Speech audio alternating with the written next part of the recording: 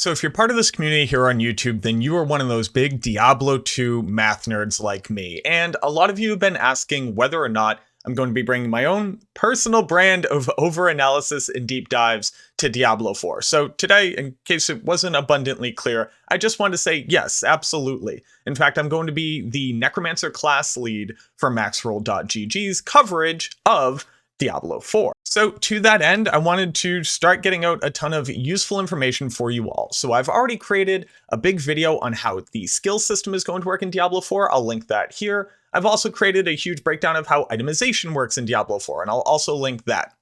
I've also made a what do you need to know if you're coming from Diablo 2 and walking into Diablo 4 video. All these things I released a little bit ago, but they're all still relevant. They're all still up to date with the current information that we have, so I would highly recommend going and watching them. Not only that, I was able to play the press release beta for Diablo 4, so I've already leveled up a bunch of characters to level 25. But if you're actually just here to learn how to get the Wolf Pup Cosmetic in Diablo 4 when the game releases, and the best way to level up to level 20 to accomplish that, I just so happen to have the perfect guide for you.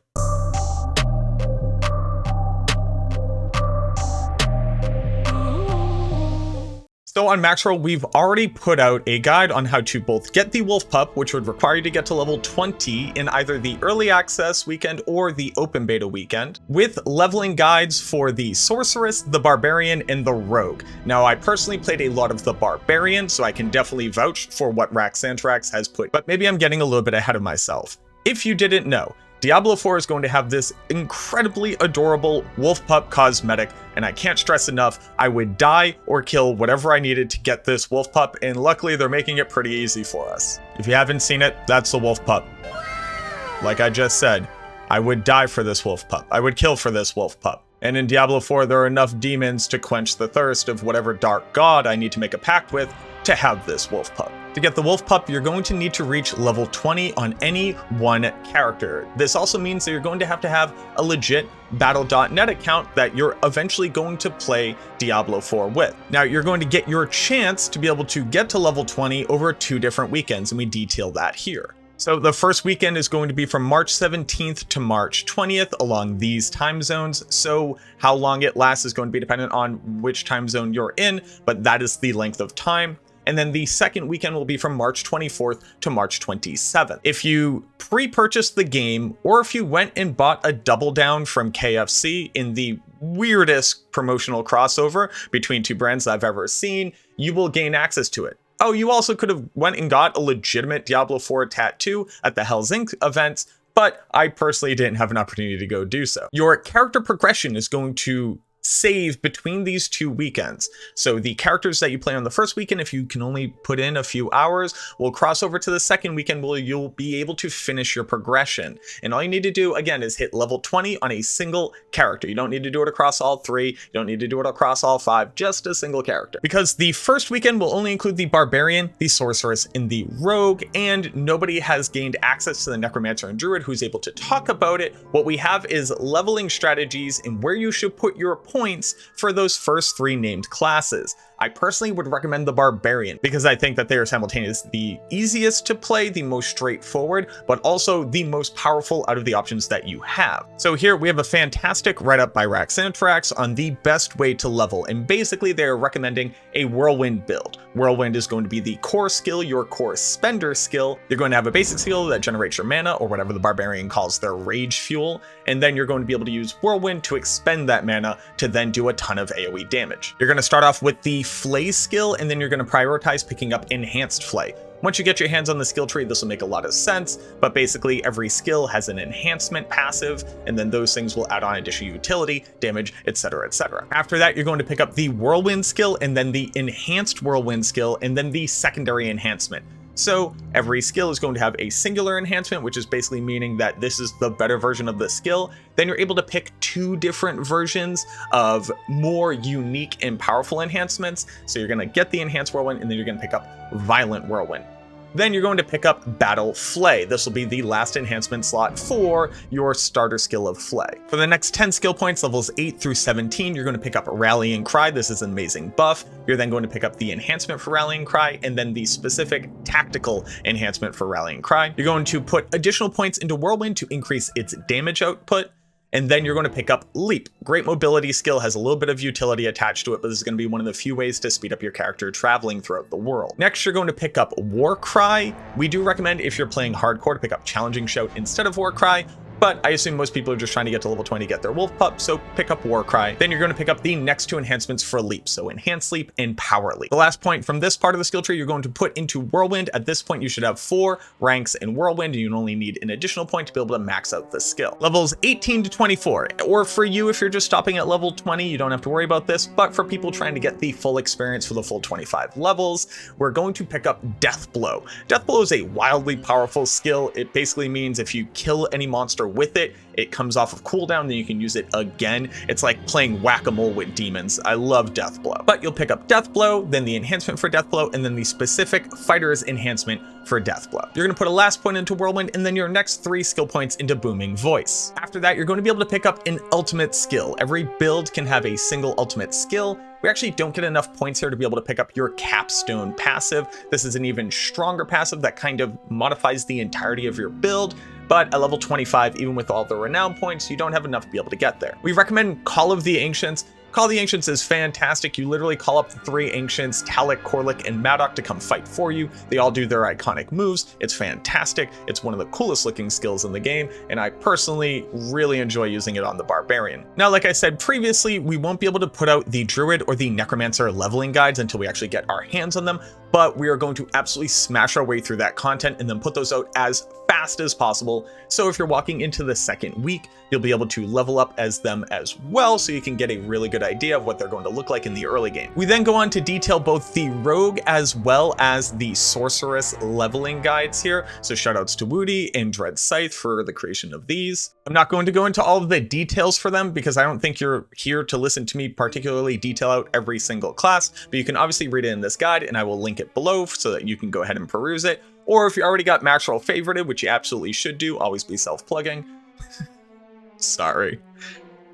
I recommend going and checking out everything that we have here. And just as a quick side note, we have like a ton of great resources for getting started in the game, what you need to know, how different stats are going to work, all the different vendors, so you can get an idea of what resources you should prioritize, etc. We also have a decent amount of information about the world bosses, lead affixes, the different bosses in the dungeons that we were able to see, as well as a ton of resources covering everything that we were able to see in the press release beta. Post self-plugging, I think that there are a lot of key takeaways from this weekend that I personally think are important, and I made sure got added into this guide. And that is, number 1, the fact that progression carries over. Now, I already explained you can play the same character from the first weekend that you did in the second weekend, but I think that there are a couple things that can really help to make your experience in the second weekend altogether that more enjoyable, especially if you're waiting for the Necromancer and the Druid. The first thing to know is the renown system. This is basically your account's reputation in the world of Sanctuary is going to carry over, and the renown system gains you access to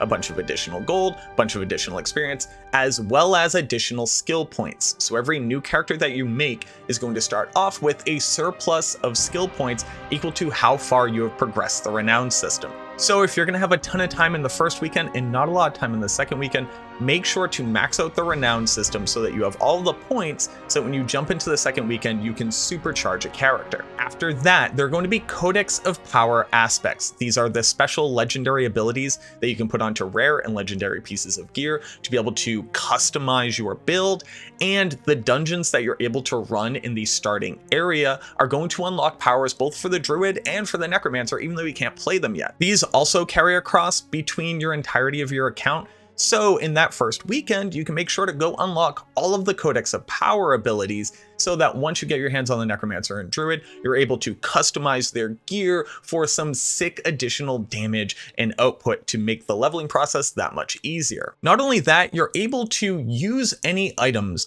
that you pick up on your character across the entirety of your account. Yes, they bind to your account, but you can share them between your stashes. To this end, while we don't know the exact gear that Druids and Necromancers are going to be able to use, they will almost certainly still be able to use the basic helmets, armors, rings, amulets. The Necromancer, being a magic-based class, can probably use some of the stuff that the Sorceress can use. The Druid, having a hybrid between being some type of wizard as well as some type of melee class, can probably use some of the big weapons that you're picking up on the Barbarian. If you find any good gear, even if it has specific class stats, the rest of the stats are probably going to be pretty important for any new characters that you make. So make sure to hang on to any good gear that you might be able to use on the other classes as well. And then lastly, one of the most important parts for character progression is being able to respec as much as you want so you could try out a ton of different stuff and be able to upgrade your gear. So from what we're able to see, any gold that you get, as well as any resources, are actually account bound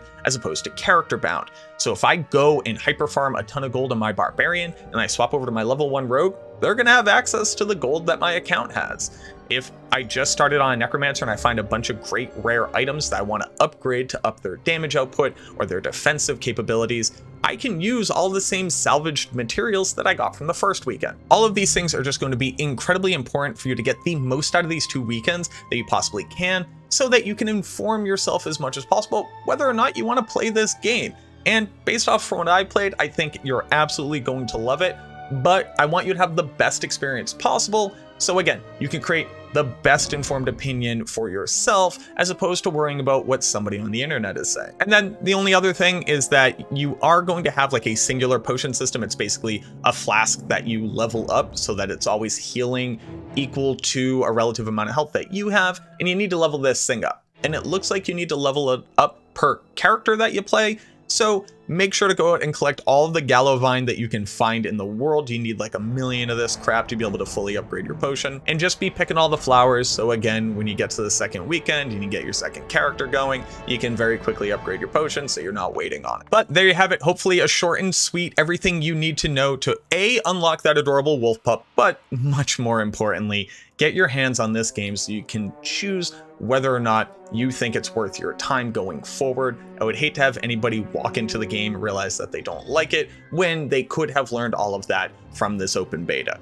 Not only that, playing in the open beta is incredibly important for stress testing their servers, finding any weird last minute bugs, and just being able to plant your flag and get your hands on the game as soon as possible, so that when you're walking into the game's release, you can be pushing to max level with the best of them. Very much for watching this video. I hope that helps, and I hope that you go check out all the great resources that we have on maxroll.gg so that you can be as prepared as possible, and I look forward to seeing you in the next video.